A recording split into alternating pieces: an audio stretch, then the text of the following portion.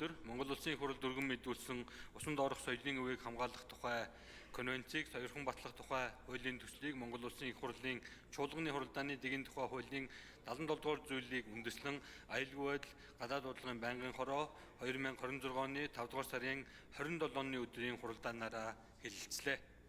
Нэгдсэн үндэсний байгууллагын боловсрол шинжилх ухаан соёлын байгууллагын ерөнхий баг хурлын 2001 оны 31-р чуулганаар баталсан усан доорх соёлын өвийг хамгаалах тухай конвенцийг сойрхон баталснаар усан доорх соёлын өвийг хамгаалах тогтолцоо бүрдэх, соёлын өвийн зүйлсийг дээрэмдэх, хууль бусаар зөөвөрлөх, арилжааны зорилгоор ашиглахаас хамгаалах, усан доорх археологийн чиглэлээр мэргэжсэн мэргэжлийн техникийн туслалцаа авах, олон улсын хамтын ажиллагааг бэхжүүлэх зэрэг чухал ач холбогдолтой.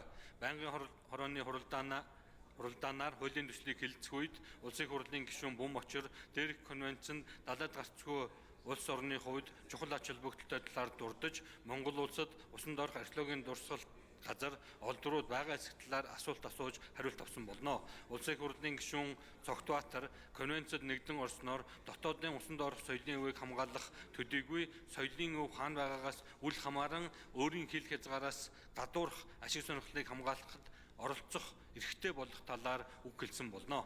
Хуулийн төслийг байнгын хорооны хуралдаанд оролцсон гишүүдийн олонх буюу 68.8% саналаар дэмжиж эцэлсэн батлуулахаар чуулганы нэгдсэн хуралдаанд танилцуулж байна.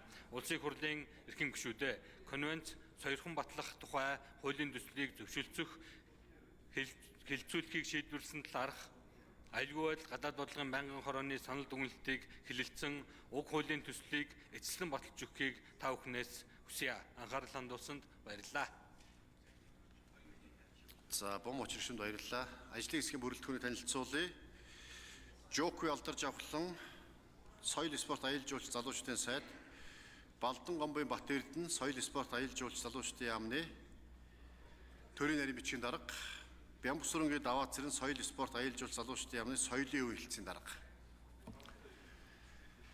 За, Монгол Улсын их хурлын тухай хуулийн 21-ийн 24-т нэгдсэн хуралдаанд мэдээлэл хийж байгаа засгийн газрын гишүүн ажлын хэсгийн бүрэлдэхүүнд орсон холбогдох албан тушаалтан Улсын их хурлд үнэн зөв бүрэн гүйцэд мэдээлэх үүрэгтэй. Нэгдсэн хуралдаанд мэдээлэл хийх асуултанд хариулах тайлбар өгөх албан тушаалтан өөрийн танилцуулсан мэдээллийн үнэн зөвийг хариуцах бөгөөд мэдээллийг санаатаагаар нуун дарагдуулах, худал мэдээлэл өгөх, танилцуулахыг хориглоно.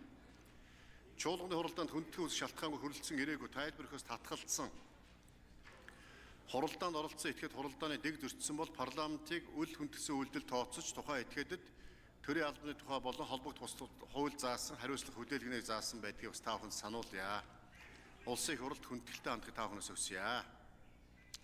За, хууль санаагч илтгэл болон байнгын орон санал дүгнэлтэд холбогдуулан асуулт асууж үг хэлэх